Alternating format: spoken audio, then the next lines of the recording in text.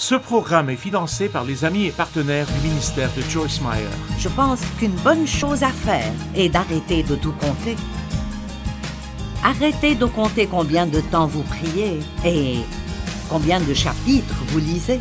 Soyez simplement guidés par l'esprit et apprenez quelque chose et arrêtez de tout faire par une sorte de numérologie afin de pouvoir vous sentir bien.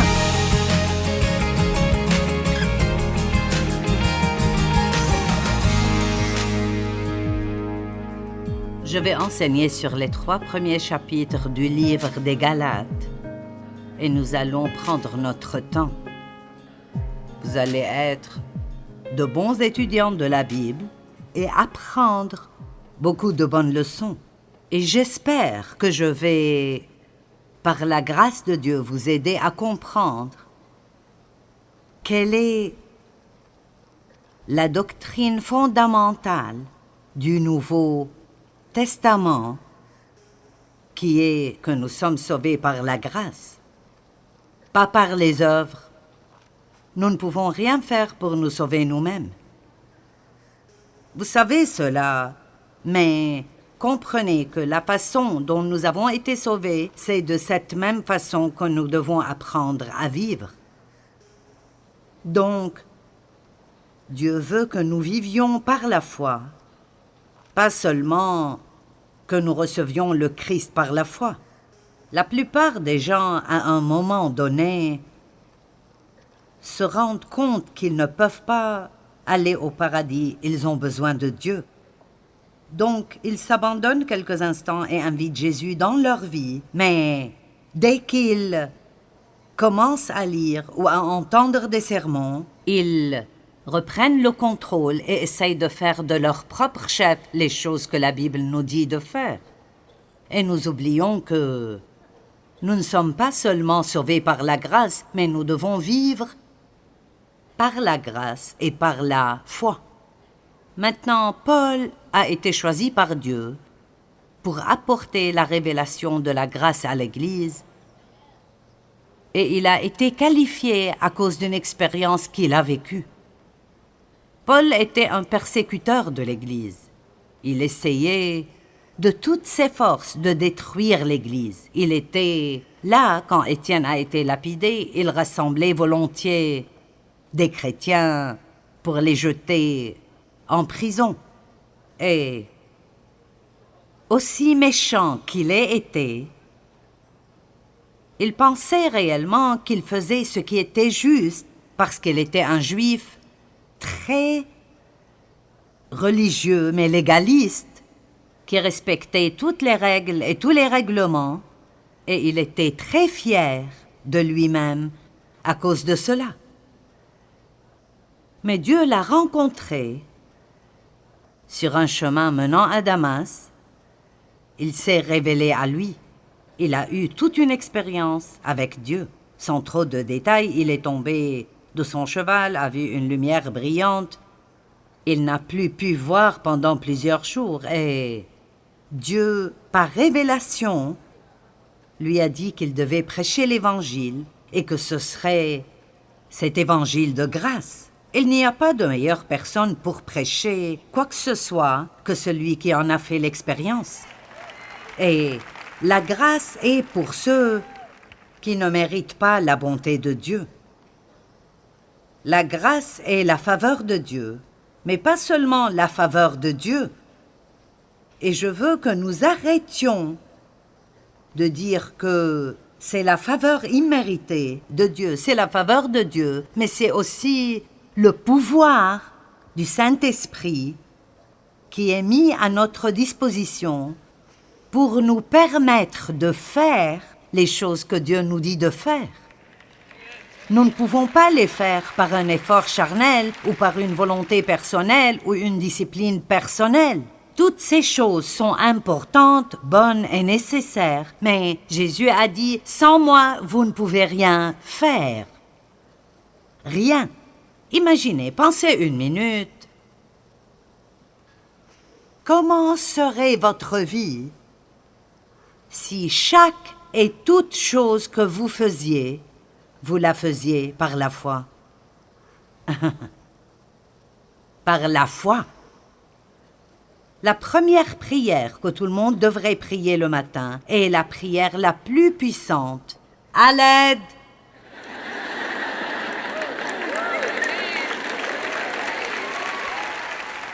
Amen. Parce qu'il n'y a rien dans notre vie pour lequel nous n'avons pas besoin d'aide. Je veux dire, nous avons besoin d'aide pour tout. Et ainsi, j'ai formé une habitude de passer ma journée à dire « Aide-moi Jésus, aide-moi Jésus, aide-moi ». Vous n'avez même pas besoin de savoir pourquoi vous avez besoin d'aide. Ainsi, Galates parle beaucoup de ce que nous sommes libres de la loi et nous vivons maintenant sous la grâce. Et peut-être que vous devez être un juif de l'Ancien Testament pour bien comprendre cela. Mais Dieu leur a donné des lois qu'ils ne pouvaient pas observer, alors ils sauraient qu'ils avaient besoin d'aide. Je ne peux pas vivre cette vie que tu m'appelles à vivre. Je ne peux pas observer toutes ces lois, parce que sous la loi, si vous les observez toutes sauf une, vous êtes coupable de toutes. Ça devait être tellement frustrant. Mais ils travaillaient dur pour respecter ces lois. Et puis, ceux qui réussissaient à le faire, et nous avons toujours cela dans la vie des gens aujourd'hui, et si vous allez à l'église tous les dimanches, vous sentez que vous êtes meilleur que quelqu'un qui n'y va que 3 fois par an. Si vous lisez la Bible chaque année, vous sentez que vous êtes meilleur ou plus spirituel que quelqu'un qui lit peut-être un chapitre par jour. Et nous devons faire très attention à cet orgueil spirituel parce que c'est quelque chose de très désagréable pour Dieu si nous pensons que nous sommes meilleurs que les autres parce que nous faisons quelque chose que Dieu nous donne la grâce de faire, mais nous prenons bêtement la gloire. Amen. Et cela nous cause tellement de problèmes. Maintenant, il y a beaucoup de gens. Au cours des 2 ou 3 dernières années, l'enseignement de la grâce dans l'Église a été mis au premier plan. Et dans l'histoire de l'Église, vous constatez un stress sur différentes choses à différentes époques. Et c'est bien parce que, peu importe combien nous faisons bien quelque chose, nous pouvons le laisser disparaître de nos vies. Et alors Dieu devra nous donner un cours de rattrapage. Mais tout ce qui est bon ne reste pas toujours bon. Nous, les chrétiens, nous ne savons pas comment rester en dehors du fossé. Donc, nous avons eu le mouvement de la sainteté. Et c'était merveilleux. Les gens vivaient des vies plus saintes, mais cela a ensuite dépassé une limite et tout le monde est devenu très légaliste. Puis tout à coup, ils ne pouvaient plus rien faire. Vous ne pouvez pas vous maquiller, ni vous faire couper les cheveux, ni danser, ni voir un film. Vous ne pouvez pas. Eh bien, qui durerait dans ces conditions? Beaucoup de jeunes, peut-être même certains d'entre vous, qui ont été élevés dans des églises comme ça vous tourne contre Dieu plutôt que vers lui. Parce que vous sentez que pour être chrétien, vous ne pourrez jamais vous amuser dans la vie. Le mouvement de la parole de la foi dans les années 60, beaucoup d'enseignements sur la prospérité. Je remercie Dieu pour cela. À l'époque, Dieu a touché ma vie d'une manière puissante parce que je ne savais rien sur l'utilisation de ma foi pour autre chose que le salut. Et la foi est quelque chose que Dieu vous donne, que vous devez utiliser et libérer dans votre vie. C'est une force puissante. Mais ce n'est pas automatique. Vous mettez votre confiance en Dieu. Vous mettez votre confiance en lui. J'aime ce que j'ai appris sur la prospérité, mais c'est devenu déséquilibré. J'aime ce que j'ai appris sur la foi, mais c'est devenu déséquilibré. Quand quelqu'un avait un problème, c'était parce qu'il n'avait pas assez de foi. Si vous étiez malade ou quoi que ce soit, vous n'aviez pas assez de foi. Eh bien, ce n'est pas juste. Vous ne pouvez pas... Dieu ne nous a jamais promis que nous n'aurons jamais de problème. Je me fiche de combien de foi vous avez. Vous n'allez pas éviter d'avoir des ennuis dans votre vie. Jésus a dit, « Dans le monde, il y aura des tribulations. Rassurez-vous, j'ai vaincu le monde. » Donc, vous allez trouver ici que l'une des choses que Paul dit et enseigne très fermement, c'est que vous devez faire très attention de vous écarter de la vérité. Et vous devez toujours tester les esprits et vous assurer que tout ce que vous croyez est conforme à la parole de Dieu. Et le diable ne se soucie pas de si vous ne faites pas assez de quelque chose ou de si vous en faites trop. Vous comprenez? Je veux dire, si vous ne nettoyez pas votre maison du tout, il est content de ça. Mais si vous devenez fanatique et vous transformez votre maison en un mausolée qui ne peut pas avoir un grain de poussière et que vous passez toute votre vie à essayer d'impressionner tout le monde par son apparence, j'étais comme ça.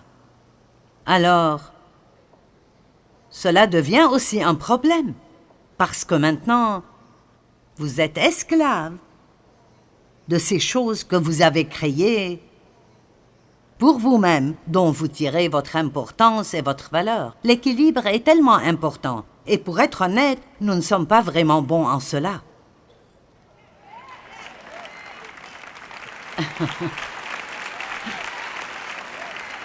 Amen. Bon, je dois commencer à lire ici. Mais je tiens à dire que nous avons été libérés de la loi. Nous avons été libérés de la loi. Et l'enseignement de la grâce que nous entendons aujourd'hui le dit très clairement. Nous sommes libérés de l'Ancien Testament. Nous avons maintenant une nouvelle alliance avec Dieu. C'est une alliance de grâce. Et je ne dis pas que les gens ne le sont pas. Certains enseignent cela, mais certaines personnes perdent l'équilibre. Et la grâce n'est pas une excuse pour vivre une vie bâclée et s'en sortir. Allez maintenant, écoutez-moi. La grâce est le pouvoir de ne pas avoir à vivre dans le péché. Ce n'est pas une excuse pour pécher, et juste une attitude que Dieu va ignorer cela parce qu'il est si gracieux. Nous avons été libérés des lois de la Bible qui traitait de choses comme ce que nous appelons la loi cérémonielle, ainsi que de respecter les règles et règlements et de devoir respecter certains jours et certaines fêtes et des règles concernant la nourriture, les étoffes que vous pouvez porter ensemble, ce que vous pouvez manger, etc. Mais nous n'avons pas, comprenez-moi, nous n'avons pas été libérés de la loi morale. Les 10 commandements ont autant de valeur aujourd'hui qu'ils en avaient alors. Allez! J'ai entendu quelqu'un dire une fois, « Peux-tu t'imaginer quelqu'un enseigner à propos des 10 commandements? » J'ai pensé, eh bien oui. J'aime vraiment le faire moi-même. C'est comme, ils ne sont pas partis. Il y a une nouvelle liberté.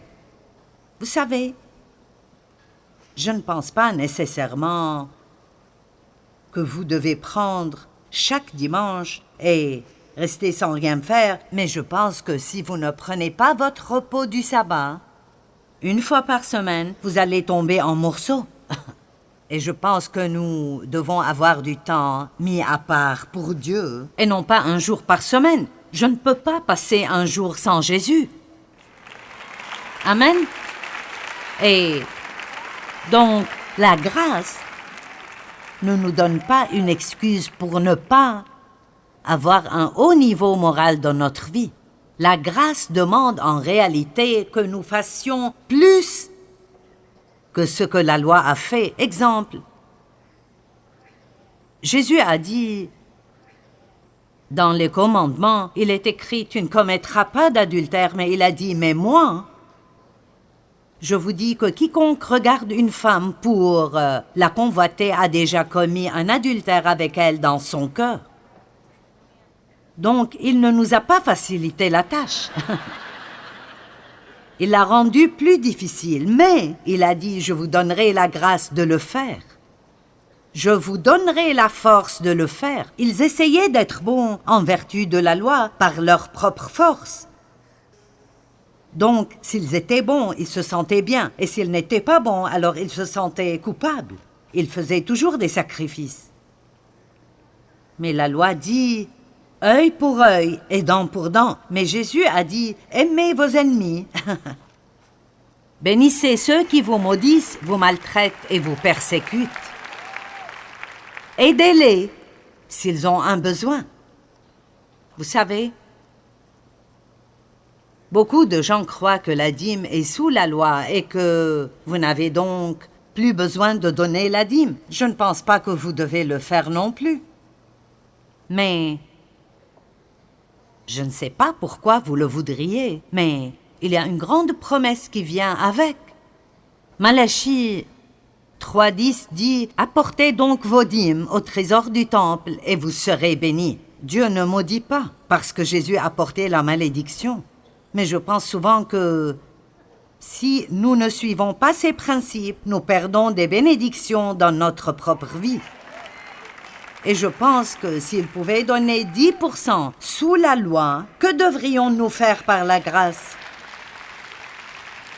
Allez, vous n'aimez peut-être pas ça. Vous n'êtes même pas encore proche des 10%. Mais dans la Bible, vous savez quels mots ils utilisent?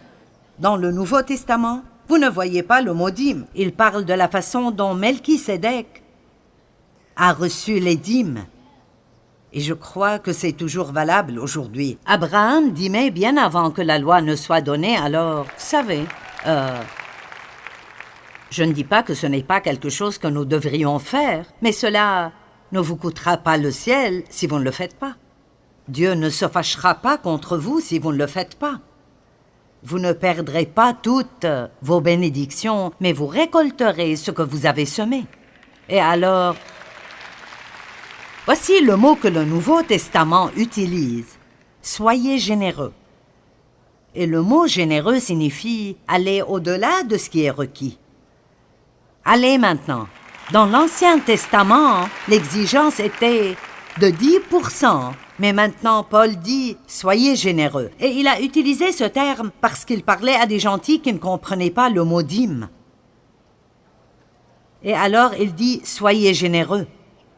Donnez et donnez au-delà de ce que vous êtes même capable de donner. Aidez les gens, partagez tout ce que vous avez avec les gens. Il n'a jamais parlé de 10%. Il me semble que tout devait être disponible pour Dieu. Les gens, dans le livre des Actes, vendaient leur propriété et apportaient tout, et ils avaient tout en commun, et ils partageaient tout. Donc, si vous voulez garder votre argent, vous feriez mieux de vivre sous la loi que de vous embrouiller avec Jésus, parce que quand vous êtes lié avec lui, laissez-moi vous dire, il n'y a pas mon argent et son argent, et vous savez, de l'argent caché dans votre portefeuille, Dieu sait où il est. Et parfois, il vous demandera de le sortir et de le donner, peut-être à quelqu'un que vous n'aimez même pas.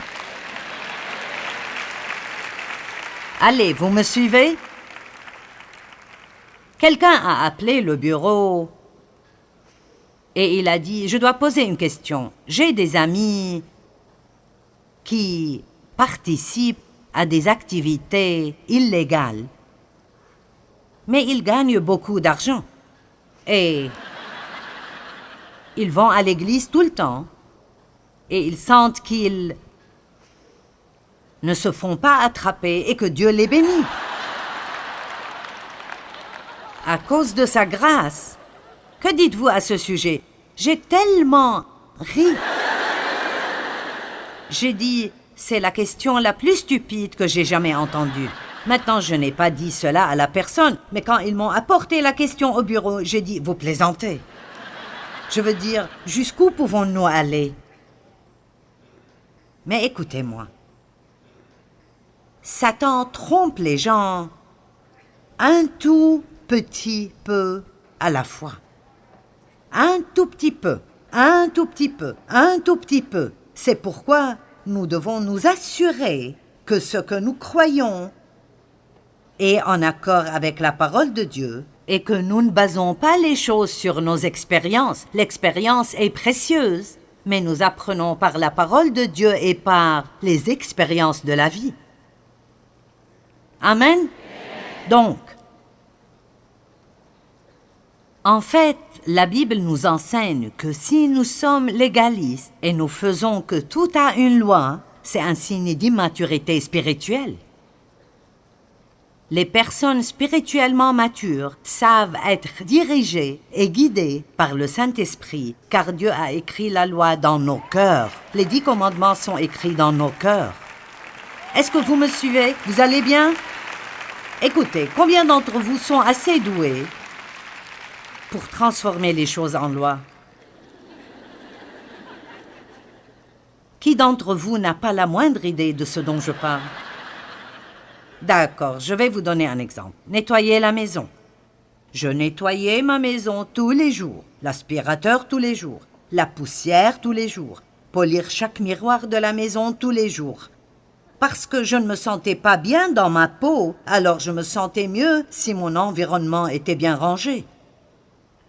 Allez, est-ce que quelqu'un s'identifie avec ce que je dis? Donc, vous pouvez donc transformer la lecture de la Bible en loi. Il y avait ce plan de lire la Bible en un an. Tout le monde à l'église le suivait. Nous devions lire 2 chapitres de l'Ancien Testament, 2 du Nouveau, 1 des Proverbes et 1 des Psaumes tous les jours. Et vous lisez toute la Bible en un an. Et j'avais un calendrier sur le réfrigérateur pour que les gens sachent que je le faisais. Eh bien, lorsque vous lisez vos 6 chapitres, vous avez une coche. Votre chair aime les coches. Je veux dire, si vous êtes légaliste, vous aimez les listes. Combien d'entre vous aiment les listes? D'accord. Eh bien, il n'y a pas de mal à avoir une liste. Mais voici ce qui peut être mauvais dans la liste. Si vous ne cochez pas tout ce qui est sur votre liste, et maintenant vous vous sentez condamné ou coupable à cause de cela, ce n'est plus une liste pour vous garder discipliné. C'est votre liste de lois que vous devez suivre tous les jours. L'une de mes filles, qui a connu un véritable revirement dans sa vie, quand elle a finalement compris la grâce, a toujours été très légaliste. Et je me souviens bien, elle inscrivait sur sa liste le nombre de pièces de repassage. C'était à l'époque du repassage qu'elle voulait faire tous les jours, le jour du repassage. Et si elle ne les faisait pas, et c'est ce qui arrivait parce qu'elle s'était fixé des objectifs irréalistes, parfois nous nous mettons dans une position où nous tomberons. Et alors, si elle ne les terminait pas tous, elle se sentait mal dans sa peau et elle se sentait coupable tout le temps. Donc, je pense qu'une bonne chose à faire est d'arrêter de tout compter. Arrêtez de compter combien de temps vous priez et combien de chapitres vous lisez. Soyez simplement guidés par l'esprit et apprenez quelque chose et arrêtez de tout faire par une sorte de numérologie afin de pouvoir vous sentir bien. J'allais bien tant que j'avais coché les cases de ce calendrier. Mais quand j'ai commencé à avoir ces gros trous béants parce que je ne faisais pas 6 chapitres par jour, alors j'essayais autant que possible de m'éloigner de ce calendrier.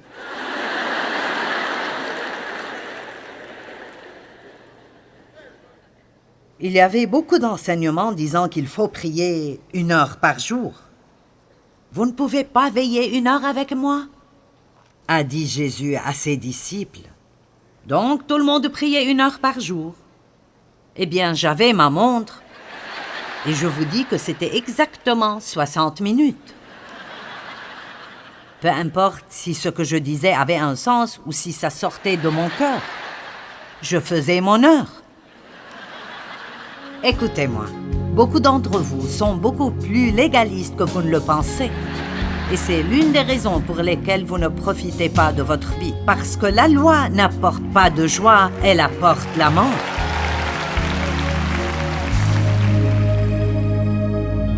Nous sommes sauvés par la grâce de Dieu et nous devons aussi apprendre à vivre par cette même grâce. Nous marchons dans la foi et nous recevons la grâce de Dieu pour nous aider à faire tout ce que nous faisons.